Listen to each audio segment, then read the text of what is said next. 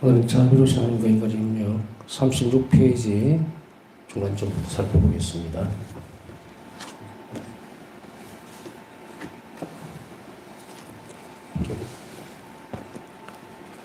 지난 시간에 성자의 강생을 통해서 하나님께서는 당신 자신을 드러내시고, 첫째는, 두 번째는 동시에 다시 인간이 누군가, 존재에 대해서, 그 다음에 어떤 가치를 인간이 지니고 있는가, 이렇게 보여주셨다 했습니다. 성자의 강성이 지니고 있는 의미들을 우리는 분명하게 해야 돼요. 그래서 예수님께서 탄생하셨으니까 하느님이 사람이 되셨다가 아니고 그 안에 강성을 통해서 드러내 주시고 싶은 것이 무엇이었는지를 분명하게 해야 된다는 이야기입니다. 그래서 성자의 탄생은 바로 예수님 당신 자신이 하느님이시죠. 하느님이 인간의 모습으로 드러남으로 인해서 자신을 드러내셨고, 그 다음에 인간이 되심으로 인해서 인간의 본질을 알려주는 거예요. 인간이 도대체 누군가, 무엇인가, 또 어떤 존재인가. 우리가 많은 철학자들이나 이런 인간에 관한, 인간관이죠. 그것에 대해서 살펴보면 우리는 굉장히 많은 부분들을 놓치고 있죠. 답이 없다는 이야기예요. 쉽게 얘기하면 제가 말씀드리는 거는. 아마 초기에 강의를 할 때에 제가 또 가끔씩 강조를 했을 거예요. 인간관, 신관, 세계관 이렇게 또 역사관도 있을 수 있는데 이거를 정확하게 정립을 하지 않으면 인간이 뭔지 누군지를 알아야 되잖아요. 정체를 알아야 돼. 내가 누군지 그 정체를 모르는데, 그래서 사람들은 많은 어떤 가설을 내놓죠. 어차피 가설이에요. 그래서 인간은 유인원에서 왔다든 온갖 가설을 다 세워도 결론은 없는 거예요. 이게 한번 이렇게 우리 삶을 한번 살펴보자고요. 만일 하느님이 지금 내가 하느님 믿지 않는 사람이라면 그 하느님의 존재를 옆으로 믿어놓고 내 삶을 한번 딱 보세요. 사실 우리는 하느님을 믿고 있는 사람으로서 살아가니까 이런 걸 별로 의식을 못하는 경우가 많이 있어요. 그래서 어떻게 보면 표면적으로는 성당을 간다, 믿는다 이런 말로서 이렇게 소위가 덮여져 있다 그럴까요?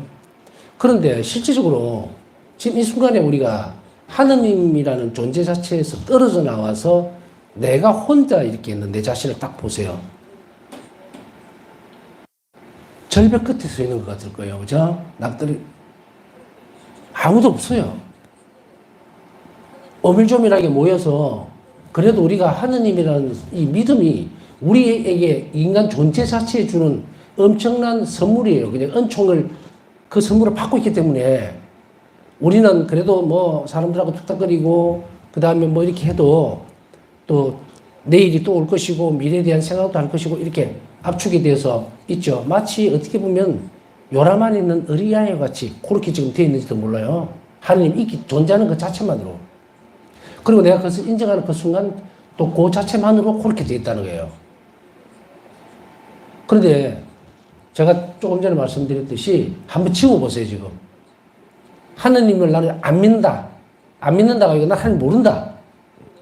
그리고 태어나서 내가 지금 이제 이런 경험들을 빨리 좀 쉽게 이해를 하는 분들은 말 그대로 구교가 아닌 다음에야 성인이 돼서 세례를 받고, 그러니까 성인 이제 세례받은 지 5년이 됐다, 10년이 됐다, 이제 그런 경우에 훨씬 더 빨리 제 말을 이해할 수가 있을 거예요.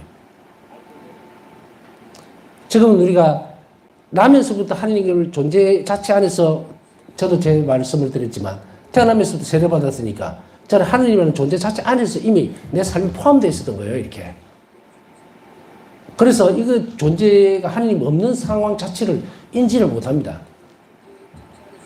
물론, 살아가면서 저도 앞에서 말씀드렸지만, 어려움이 있고, 신학교, 제가 태어나면서부터 신부된 거 아니잖아요.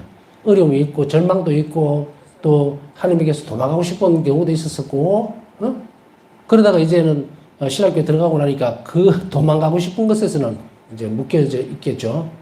그런데 또 돌아보면 하나님에게서 달아나고 싶은 마음도 별로 없었어요. 거의 아마 사춘기 그 이전에 학생 때는 저는 그런 기억은 없는데, 솔직히 얘기하면.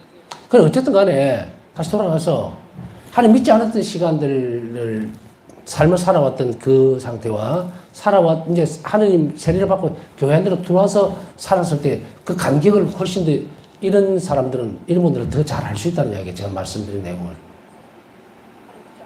그러니까 그 이전의 상태로 돌아갈 수 한번 보세요. 어마어마하게 불안합니다. 지금 우리 영혼 안에서 하나님이라는 존재 자체를 어렴풋하게 인식하는 게 아니라 점점 뚜렷하게 인식하려고 애를 쓰고 있고, 어떤 사람에게 있어서는 좀 희미하게 인식을 하고 있지만, 적어도 방음하기라 할까요? 그 울타리 안에 들어가 있다는 그 상황 안에서 세상을 지금 바라봐도 막 지지고 뽑고 싸움하고 투닥거리고 절망적이고 눈물 나고 막 이런. 그러나 그렇다 하더라도 그렇게 지지고 뽑는 이 자신의 삶이 벼랑 끝에 서 있지는 않을 거라는 이야기예요. 벼랑 끝이라는 것은 어떤 의미인지 아시겠죠? 물론 개 중에는 하나님께 대한 완전한 절망감, 떨어져 나가 있는 상태 같으면 이 절벽 끝에 서 있겠죠. 그러나 적어도 이걸 구별을 한번 해본다면 우리는 절벽 끝에 서 있는 게 아니고요. 그러니까 평평한 평지에서 지지고 뽑고 싸움하는 거예요. 툭탁툭탁툭탁. 넘어지면 안 죽어요. 그냥 무릎이나 좀 까질까? 아니면 조금 어디 코피라도 한번 나는 그 정도지. 우리가 하느님이라는 존재를 떨어져 나는 인간이라는 그 상태만 딱 놓고 본다면 완전 벼랑 끝에 서 있다고. 뭘 하든지 간에 벼랑 끝이에요. 어떤 것도 가치가 없고 어떤 것도 지향해서 나갈 지점이 있기 때문에 말 그대로 자기 잘난 맛에 권력을 누리고 재물을 막 뿌려가면서 한들 얼마나 우스꽝스러운 꽁통아시 같은 존재로서 그냥 없어져 버린다는 거죠. 그래서 인류는 이런 부분들을 쭉 살아오면서 이제 우리는 어느 과정으로 넘어와 있느냐면 이제 하느님을 만나는 그 순간 안에서 우리가 삶을 어떻게 조명하느냐에 따라서 딱 자신의 존재가 달라지면 벼랑 끝에서 빠져나온 거예요. 그것을 이야기합니다. 인간이 어떤 가치를 지니고 있는지. 그것을 신앙이 우리에게 확실하게 드러내주는데 그 신앙이 드러내주는 그 내용이 바로 예수님의 사람이 되셨다는 거죠. 그리고 그분이 바로 당신 자신을 하나님의 이심을 드러내셨다. 이 말입니다. 이 진리는 예수 그리스도의 빠져가신 데서 훨씬 더 두드러지게 나타납니다. 이 진리 자체는. 나는 이제 하나님의 사람인 거예요. 하나님께서 창조되었기 때문에 이제 우리는 절벽 끝에 서 있는 게 아니에요. 인간끼리 모여가지고 머리 맞대고 사람이 무엇이며 삶이란 뭐냐. 그래 맞대던 사람들은 전부 다 흐르고 돌아가고 없단 말이에요. 평지에서 움직인 게 아니라 벼랑 끝에 서 있어. 이제 하느님은 당신 자신을 드러내므로 인해서 우리를 옮겨놨으니 우리가 얼마나 가치 있는 사람이라는 것을 강조하기 전에 우리는 얼마나 행복한 사람이고 얼마나 그 행복을 향해서 나아갈 수 있는 가능성을 완전하게 지니고 있는가 그걸 알는 것으로 그리고 그러한 은총을 받을 수 있고 협력을 받을 수 있는 것만으로도 우리는 삶이 바뀔 수밖에 없어요.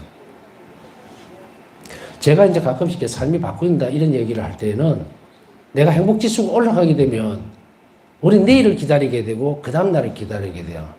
그런데 우리가 어떤 아주 압박적인 어떤 상황에 놓여있고 절망적인 상태에 놓여있으면 정말로 이 내일이라는 것을 맞이하기가 싫을 때가 있다. 빛과 어둠을 가르는 것은 바로 하나님의 이 부분들을, 이 진리를 내 안으로 끌어들여야 돼요. 가지고 들어와야 돼요. 이 뒤에 이제 보면 제가 이제 가끔씩 강의하다 보면은 이 내용하고는 좀 연결이 좀 딴 데서 되어지는 것은 뒷편에 있습니다. 뒷편에 가면 배워요. 그러니까 이걸 내가 앞으로 좀 쭉 끌고 들어왔는데 하나님이라는 존재 자체가 우리 안에 선물로서 들어와 있기 때문에 이 진리 자체를 내가 받아들이고 믿어야 한다는 거예요. 믿음은 성장하는 겁니다. 믿음은 성장을 해요. 그렇기 때문에 우리가 의탁하는 태도는 믿음을 바탕으로 하지만 그 믿음은 의탁 때문에 커진다고요. 그래서 이것을 우리가 딱 알고 되면 내가 이 믿음이라는 것은 받아들임이에요. 받아들임. 그래서 제가 이제 다른 사람들에게 이야기할 때 단어를 조금 구별하는 경우가 있는데 그것은 바로 항상 이야기하죠. 우리는 깨달음이 좋은 그 종교가 아니다. 우리는 계시 종교이기 때문에 하나님께서 제시하신 내용을 내가 또 깨달아야 되느냐? 아니에요. 깨닫는 것과 알아듣는 것은 다릅니다. 깨닫는 건 우리 안에서 나와서 뭔가를 하려고 하는 거고 알아듣는다는 것은 밖에서 들어오는 거예요. 그것을 이해하고 내가 수용한다. 그래서 저는 이 말을 받아들인다라고 자꾸 얘기를 하는 거예요. 진리를 받아들여야 돼요. 이걸 받아들임으로 인해서 믿음이 성장한다고. 그걸 분석하고 뜯어내고, 우리가 사랑이라는 것을 분석하고 해석해 가면서 그걸 주고받고 하진 않죠. 이게 연습되어지면 이제 이것이 많은 추론이나 이런 거 이유가 없이 줄 수 있게 됩니다. 사랑이 성장했다는 이야기죠. 우리가 어떤 사람들에게 이제 주게 될 때에 계산적이지 말아라는 말을 계속 해왔습니다. 우리가 주는 사랑은 어떤 경우에도 후회하거나 혹은 다시 거두어 드리려고 해서는 안 돼요. 그거는 참된 사랑이지도 않을 뿐더러 그것은 계산적이기 때문에 이미 그 범주를 벗어나 버린 거예요. 우리가 주고 싶을 때는 줬으면 그것으로 끝난 거예요. 그걸 자꾸 연습하셔야 돼요. 그렇지 않으면 질질질 간다고 이게. 그래서 예전 젊은 애들 그런 얘기들 있잖아요. 어떤 때는 이런 얘기도 얼핏 나온 것 같은데, 들은 것 같은데 제가 뭐냐면 청춘 남녀가 이제 이 젊은 애들이 사귀게 되면서 서로가 선물도 주고 좋으니까 막 그러잖아요. 그러면은 이 애는 선물 받은 것을 함부로 안 하고 차곡차곡 재어 놓습니다. 왜 그랬을까? 언젠가 파장이 나면 다시 돌려달라고 그러니까 그대로 주려고. 불안한 거예요. 이게 불안정한 사랑. 사람의 심리가 자신이 사랑을 주고 싶어 해도 이 사랑의 불안정성은 계산이 끼어들어가 있어요. 항상 악이. 그래서 우리의 사랑 자체는 인간이 가지고 있는 사랑은 순수함이라는 것은 없다. 전부 다 계산적이에요. 어찌 보면은 그래서 하느님은 우리에게 뭘 요구하느냐면 아까워하지 말고 주고 주었으면은 계산하려고 하지 마라. 이 법칙이 따라가지면 하느님이 그 부분을 채워줄 거라는 거예요. 무한하게. 이 의미를 잘 알아들어야 돼요.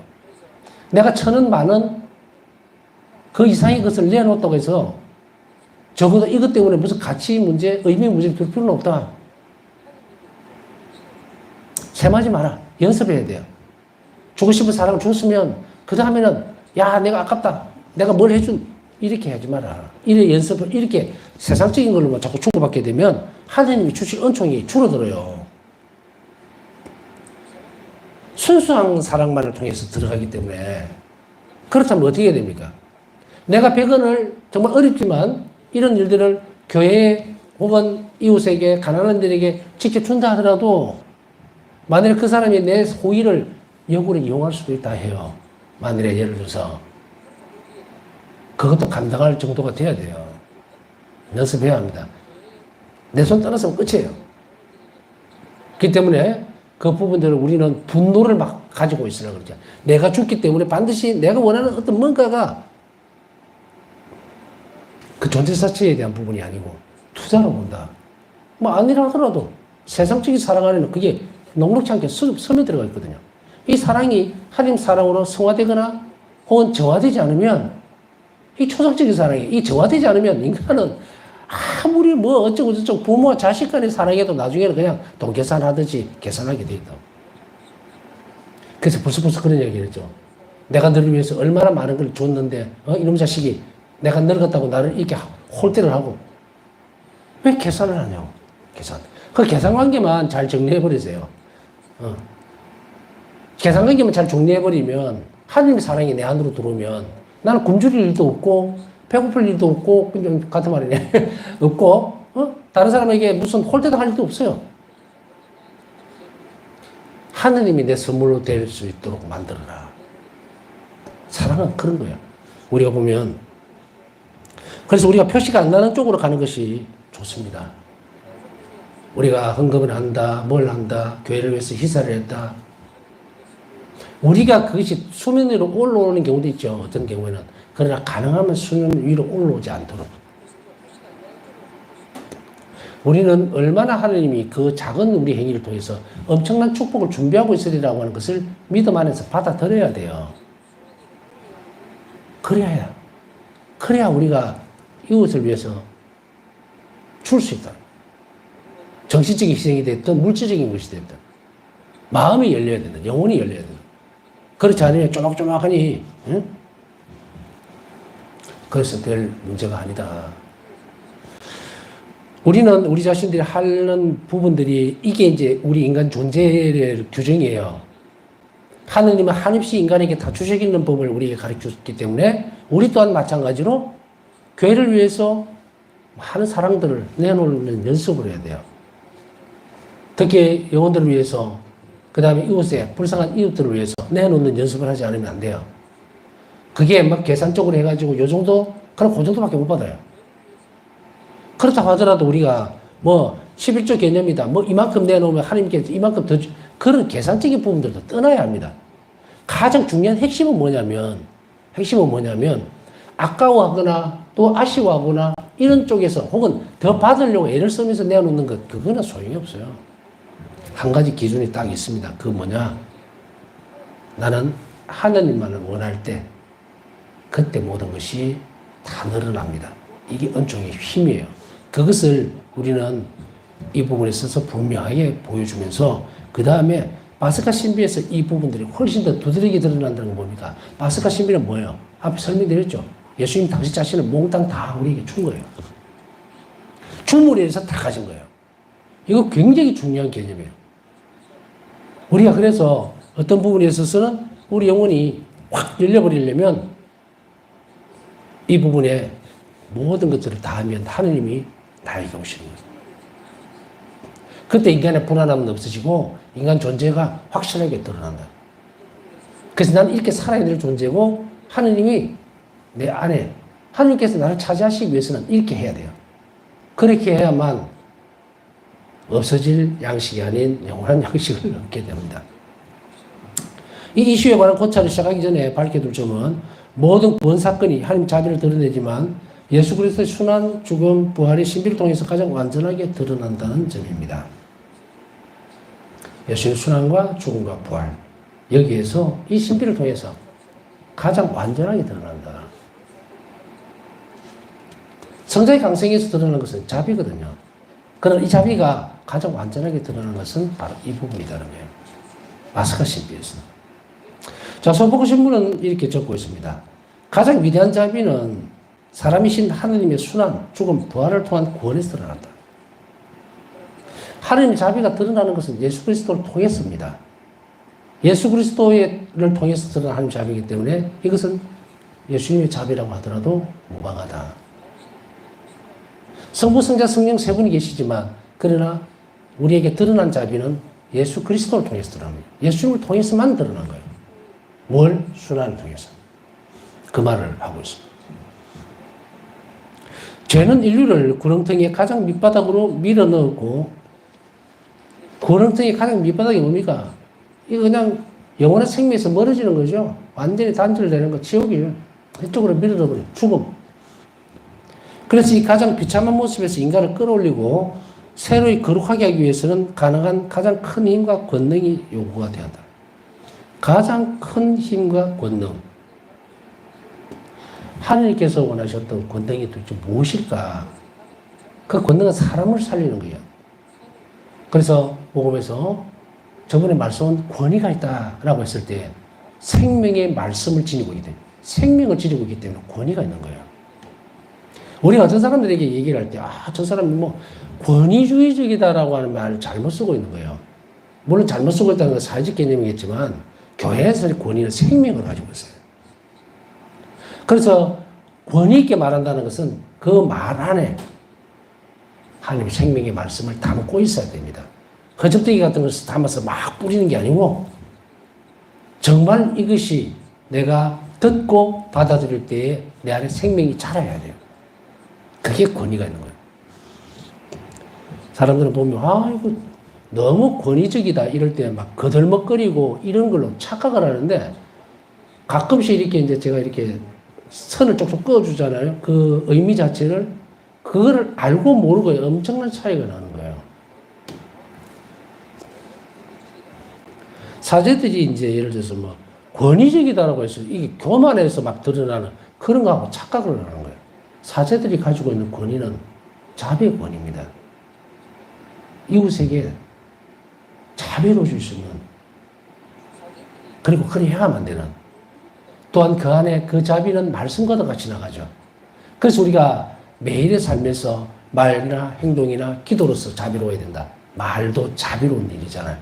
그러면 말 안에 자비로움이 들어있으면 자비의 말을 하게 되면 그것이 권위가 있는 거예요. 그래서 사제들은 늘 자비로운 말을 해야 돼요. 복음에 대해서도 그렇고 모든 일들에 대해서도. 뭐 사제들만 그런 것은 아니고요. 우리 모두가 다 그래야 됩니다. 그래야만 그 권위 안에 하나님의 능력이 포함되는 거예요. 그래서 사람들에게 복음을 전할 때 그 사람들이 감동을 받고 따라오게 되죠. 파스카 신비와 강생의 신비가 함께 그리스도의 사명 전체를 이룹니다.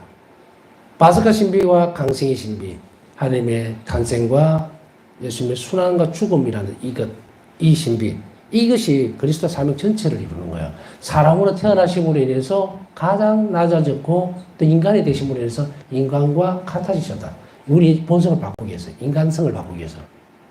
인성 자체는 하나님의 이 부분이 없이는 되어지질 않으니까 바꿀 수가 없잖아요. 그래서 하나님이신 분이 사람이 되심으로 해서 우리 인성을 바꿔버린 거예요. 인간성을 바꿔버렸다고, 인간을. 존재 자체를. 그게 세례조 또 연결되는 게 이 파스카 신비거든요. 그래서 우리 세례를 받는 것은 파스카 신비입니다. 죽음에서 삶으로 넘어가는 거예요. 물론 가장 완전한 파스카 잔치는 성찬의 전례죠. 그 세례는 인문성사로서 죽음에서 생으로 넘어가는, 삶으로 넘어가는 가장 첫 번째 관문입니다. 자, 그래서 이런 것들이 요구가 되는 거예요. 그러나 그리스도 사명 전체를 이것이 이룬다 할지라도 구원 사업의 정점은 파스카 신비다. 제가 그럼 말씀드렸잖아요. 세례로서 인간이 죽음에서 삶으로 넘어왔다 하더라도 그러나 그 삶이 영원히 지속되는 영원한 생명과 결합되기 위해서는 뭐가 있어야 되는가? 예수님 순환의 신비가 있어야 돼요. 그게 파스카 신비예요. 그래서 구원 사업의 정점은 바로 파스카 신비. 예수의 강생과 공생을 이 전체가 다 구원 사업이지만 그것의 정점은 파스카 신비다 이 말입니다. 파스카 신비에서 그리스도께서는 한 자비의 장대함을 훨씬 더 명확히 드러내시며 인간의 품위를 드러높여 주신다. 인간의 품위가 드러높여진다. 왜 그럴까요? 하느님 없이는 죽을 수밖에 없는 존재예요. 자, 죽음이라는 것을요, 같은 테이블 위에 딱 놓고 나면 짐승이나 내나 똑같아요. 죽음이라는 걸 딱 그 테이블로 놓고 보면. 그쵸? 짐승들도 좀 오래 살았느냐, 뭐, 아니면 어느 정도 살았느냐. 어쨌든 죽고, 인간도 100세 시대라고 100살 살았다 한들, 100살 살았다 한들 많이 삽니까? 상대적이잖아요. 절대적으로 100살이라는 것이 너무도 엄청나게 살았다. 구약시대 때 보세요. 얼마나 엄청나게 살았는지. 네? 거기에 비하면 아무것도 아니죠. 상대적이기 때문에 옛날에 뭐 조선시대에 보면은 뭐 40살, 30 몇 살 이렇게 죽고 이러니까 그래도 오래 살았다 이렇게 나오지만 오늘날에는 안 그렇잖아요. 그래서 이런 부분들을 가지고 살펴본다면은 이 인간의 품위가 동물하고 같아지지 않도록 이걸 덜어높인 거예요. 이제 동물들은 이 세상적인 부분 이야기입니다. 세상 창조에 대한 부분. 이 모든 창조된 존재들은 소멸을 합니다. 물론 여기에는 앞서 말씀드렸던 부분들하고 매칭이 되는 부분이 있어서 생명이 없는 뭐 예를 들어 기암괴석이라든지 돌이라든지 뭐 이런 것들을 제외하고요. 이거는 뭐 아예 거기에 들어가진 않으니까. 그러나 그 이외에 모든 부분들 동물들과 동급으로 되어 있었어요. 죽음이라는 그 맞닥뜨리는 지점에 있어서 파스카 신비 안에서 보면 인간만 구원을 받는 거예요. 영원한 생명으로 올려주는 거예요. 짐승들은 이게 안 들어간단 말이에요, 이게. 그러니까 품위가 완전히 바뀌어버렸죠. 달라져 버렸다. 그래서 이 달라지는 모습들이 너는 이제 품위 있게 이렇게 살아라. 너는 영원히 살 것이다. 이렇게 말씀을 하신 게 아니라 놀랍게도 하나님이 사람이 되는 것을 선택해버린 거예요. 그래서 우리는 더불어서 이제 예수님의 탄생으로 인해서 내가 인간이라는 존재 자체가 동물하고는 상상도 할 수 없는 건 올라가고요. 이제 영원히 살게 되었습니다. 급이 다릅니다. 급이 달라졌어요. 이것을 인간의 품위를 더 높여주셨다. 사실 보면은 그 처음에 낙원에서 아담과 하와의 상태, 동물들과 같이 어우러져 살았지만 하나님 사랑은 극진하게 인간들에게만 주어져 있었어요. 그러다가 죄가 딱 들어오면서, 죄가 들어오면서 원죄 때문에 어떻게 됩니까? 파괴되어 버리게. 그래서 인간이나 짐승이 똑같이 되어버린 거예요. 물론 구약 역사에 보면 하나님께서는 계속 이 인간들을 어떻게 하려고 당신의 돌보심 안에 두시려고 판관도 보내고 또 예언자들도 보내고 말씀도 주심으로 인해서 또 모세를 통해서 계약도 맺고 이렇게 함으로 인해서 가족적인 형태를 유지는 했어요. 인간의 품위를 돌봐줄 수 있는 부분은 바로 그 정도까지밖에 안 되는 거예요. 그렇다 하더라도 아까 얘기했듯이 영원한 생명이 해결되지 않으면 짐승과 똑같다는 거예요. 원래 낙원에서의 삶이라는 것은 이거는 죽음이라는 것이 그 안에 없었잖아요. 아담과 하와는 처음 창조할 때부터 영원히 살도록 만들어 놨어요. 그러니까 깨져버리니까 인간의 품위가 동물화되어 버린 거예요. 그것을 이야기합니다. 이제 바스카 신비는 바로 이 부분들에 있어서 너무도 신비로운 부분들이 많죠. 이제 우리 순환과 또 사순시기가 거의 다 돼가지고, 그죠? 이 부분을 묵상하셔야 돼요. 사순시기에. 그리고 하나님의 자비가 얼마나 엄청난 인류에게 엄청난 일이었는지 너무도 신비로운 일이다. 사람이 되셨다. 이것만 어쩌면 평생을 묵상해도 끝이 안 날 거예요. 어떻게 이런 신비로운 일이 있을 수 있을까? 그리고 그것을 내 생에, 내 삶에 이런 상황을 맞닥뜨릴 수 있다는 것이 얼마나 엄청나고 그리고 행복한 일인가에 대해서 기억해내는 거예요. 드러내주는 거예요. 우리는 이렇게 교리 때도 이제 배웠죠, 그죠?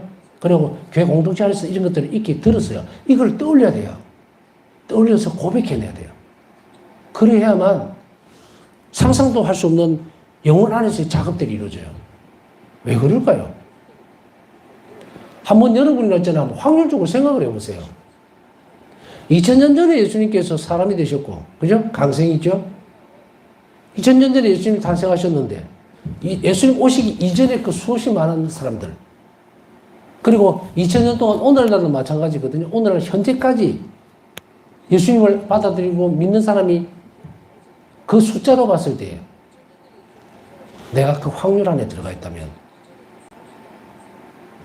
너무도 엄청난 일이 이미 그리스도인이라는 이름 하에서 여러분이 어쩌나 이제 오늘 이 소식을 듣게 되는 거죠.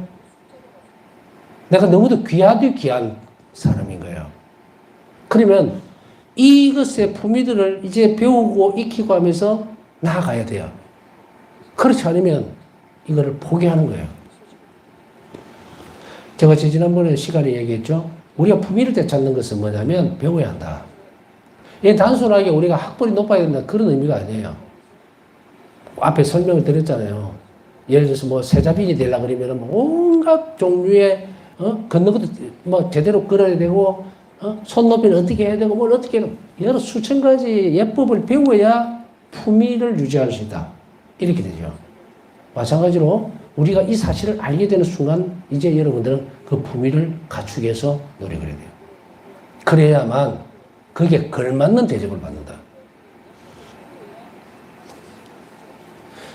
바울사성에 의하면 예수님께서는 단 한 번의 몸짓으로 죄에서 인간을 구하시고 두 번째 하나님 아버지와 화해하실 수 있으셨지만 그 끔찍한 순환을 겪으신 것은 강생의 사건에서 시작된 인간과 연대의 정신 때문이었다.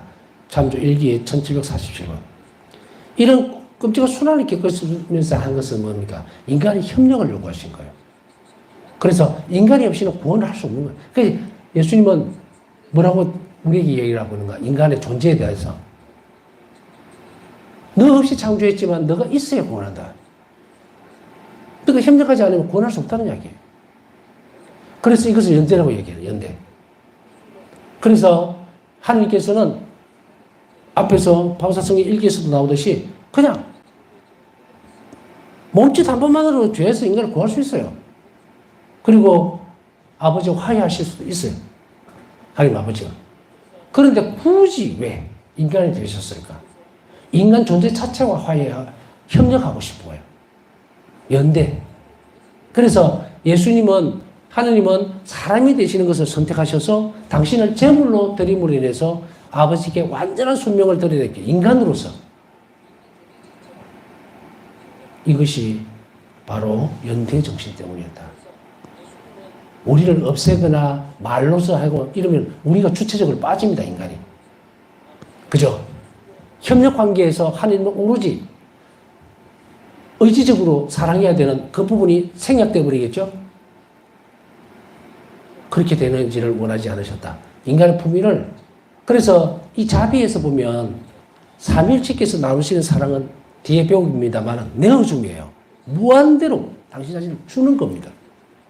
그것을 하느님은 우리에게 똑같이 적용함으로 인해서 당신 본성은, 그러니까 이게 속성이 자비죠. 이 삼일체께서 내려주신 이 신성성 안으로 인간을 자유적으로 들어오도록 만들어 놓은 거예요. 통로를. 너 들어와. 이게 아니고.